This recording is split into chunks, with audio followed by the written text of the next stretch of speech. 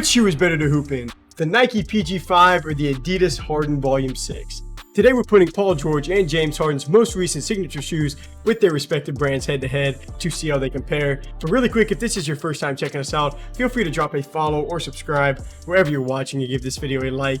We would greatly appreciate that. So starting off with the box and the price, the PG5 comes in a gray box with the camel design. It's also going to show up in a small patch on the shoes.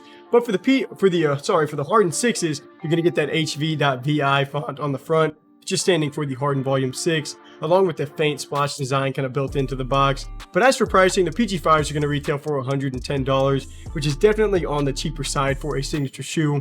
The Harden 6s are going to go for a little bit more at $140. They did make a $10 price jump from last year, but I mean, still two pretty affordable options. So checking out the appearance for these shoes and starting off with the colorways, today we have the Nike PG5 Wolf Gray versus the Adidas Harden Volume 6 Mist Aqua. So starting off with the PG5, although I do miss the zipper from the PG4, I thought that was a really cool concept on its previous model. I mean, these still do look pretty nice. I also understand that it's, pretty simple, so it's not going to be everyone's favorite. But in between those white overlays, you're going to see that same kind of camo design or pattern from the box like I just mentioned. And then I actually do like that little Nike Air piece that they worked into the midsole too. But aside from that, it is going to be a pretty basic design. So switching it over to the Harden 6, I do like the Harden patches at the bottom of the lacing setup. Then just above that is going to be a little blue lace that's going to run all the way around on the back side of the shoe underneath that pull tab. And Adidas kept the Achilles pillows in Harden's line this year after having those thick pads on the sock liner for the Harden Volume 5s. They honestly might be even bigger or just like more noticeable on the Harden Volume 6 here.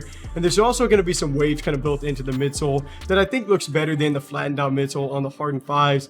I think they made that model look just a little bit too bulky. I mean, I'm not going to say the Harden 6s are my favorite, but I still think they do look better than the 5s in my opinion. But now let's go ahead and move on from that and see how both of the shoes hold up on the court. So taking a closer look at the materials and the performance side now for these shoes, and starting off with the cushioning, the PG5s just crush it for this section. Nike uses a full-length air dot strobel that is just really comfy. This is definitely going to be one of those models you can just slip on and play in right away. Like, they have that memory foam that kind of molds to your foot over time, similar to some Kobe models. And with that, you'll lose a little bit of the softness over time, but the responsiveness will stay and get better. In the bio, Nike even puts how, these should feel like you're walking on a cloud. And I feel like more shoes than just these are going to draw that comparison, but these actually do measure up to that standard. I mean, the impact protection and just like the all-around cushioning is really nice. But now looking at the Harden 6, if you want to talk about a shoe line that had nowhere but up to go for comfort, the Harden Volume 5 from last year, I just do not think that was a nice shoe to play in at all, for more reasons than just the cushioning, but that was definitely one of them. And I will say that the Harden 6 isn't going to blow you away with the super soft feel, but the boost cushioning, it does feel a lot better in this year's model compared to last year's. I know the Harden 5s did test out that Future Natural process, and they missed pretty big on it in my opinion. I was just mainly happy to see that they did fix it a little bit here. The Harden 6 still is not going to be quite as soft as the PG5s, but it is going to be an improvement. For the materials and the support, the PG5s are pretty cheap, so you're not going to see any like premium touches on these, but the upper does use some textiles to help keep this shoe extremely lightweight. You'll get some different overlays on here as well, like you're going to have some white pieces. They're kind of built within and up from the midsole, and that's going to give you some additional help just to kind of help keep your foot from sliding outside of the design. And you're also going to get a small outrigger to kind of give you a better balance, and it's also going to act as a brace to kind of support your foot. So definitely not bad at all for like the support in the material category for the PG5. But now switching it over to look at the Harden 6, the upper is going to be a lot different from the Harden 5s, which had more of like a plastic casing feel. These are made out of a softer textile that is going to be much easier to scuff. I actually found that out the first day I played in these, just scuffed it right on the toe. But it's not going to be a suede material, but it does feel kind of close to it on those overlays. And Adidas did keep the Achilles pads in this shoe, just like I was saying, like they had it on the 5s as well. And they are going to be pretty big. They extend out from the shoe a good amount, but it's still not going to be uncomfortable like I was, a little bit worried about in the beginning. But the support is a spot where the Harden 6 fixed a lot of problems. Like, I just could not keep my foot within the shoe last year for the Harden 5s. I was constantly slipping out, but I haven't really had the same problem on this model. And the laces feed through a gray overlay on the upper that just really helps tighten your foot into the design. You're also going to have some blue waves that come up a little bit from the midsole to maybe help with the support too. So I thought that was an area that really needed improvement on a shoe line, and it definitely got it. But another knock on Harden's line is that they do range on the heavier side. The Harden 6 weighs 512 grams for a size 10.5.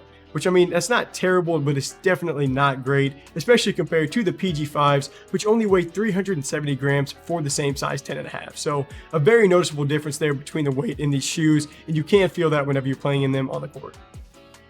To finish off with traction, this is yet another spot that the PG5 just kills it. The traction pattern is meant to resemble the human foot, and it actually is the same setup from the Kobe 9. You'll notice a few different parts on this shoe were kind of used from some previous Kobe ideas, and anyone who's played in Kobe's line know that that is definitely a good thing, but they do play really well. Like, you get a consistent playing feel, they grip the floor on any type of movement from what I've noticed, and at first I really thought that the cushioning was going to be the selling point on this model, but you could easily argue that the traction is going to be right there with it. But looking at the Harden 6s now, just to jump back to the 5s one last time, it was like impossible for me to get any grip on last year's model. Like, they were an absolute dust collector, but the Harden 6s did improve here. I mean, honestly, I don't think they could have gotten much worse, but I think it helped that Adidas went with more of a herringbone setup, which did help tees take a step forward. I wouldn't call them sticky, but they do grip the floor well on nicer courts, and they do a decent job on a dustier court, which is what I end up filming most of my shoes on. But to finish off with sizing, I went true to size on both models, and the PG5s are normal for the width and the length, but the Harden 6s are definitely going to run big, more so for the length. And I should have known, because Harden's line last year, like, I'm pretty sure I had to go like a full size down, but the width is going to be normal to maybe ranging on the wider side, so nothing to worry about there. So for the final ratings and starting off with the appearance, I'm not really in love with the look for either of these models. They're both going to range on the more simple side, so I'm going to keep that section as a tie. For cushioning, while the Harden 6 did improve, they still don't offer as soft of a feel that the PG5s will give you, so I'll go with the PG5 here. As for the materials being used, neither shoe feels all that high quality. The upper is easy to scuff on the Harden 6, and they weigh a good amount. Then the PG5s are going to be pretty thin, so I'm just going to keep that section as a tie. For the support, the PG5s would have easily won this section last year, but that gray tab that the laces feed through give for much better support on the Harden Volume 6. The PG5s still have that midsole patches that kind of build up from the shoe, and you have an outrigger on for them to kind of fall back on, so I'm just going to keep this section as a tie as well. But to finish off with traction, the PG5s are going to win this section. The Harden 6 got a lot better here again, but the pattern used on the PG5s was taken straight from that Kobe 9 model. Just gives you really solid coverage. So that is going to lead to me with taking the Nike PG5 as the better shoe to hoop in. I mean, for $110, I'm yet to find a shoe that's even close to matching it at that price. Or like, I guess any price really. Like, this is a $100 shoe that plays like a $200 shoe in my opinion. The Harden 6 is definitely a nice step forward, but they still are a little bit heavy to play in. They did patch up like the traction and the cushioning problems though, so I did like that. Thank you guys for taking some time to watch. If you want to buy the Nike PG5, just click the link on screen, or we have links for both shoes down below or in our bio, so feel free to check that out. But until next review, I'm Landon from Shoewear. Peace.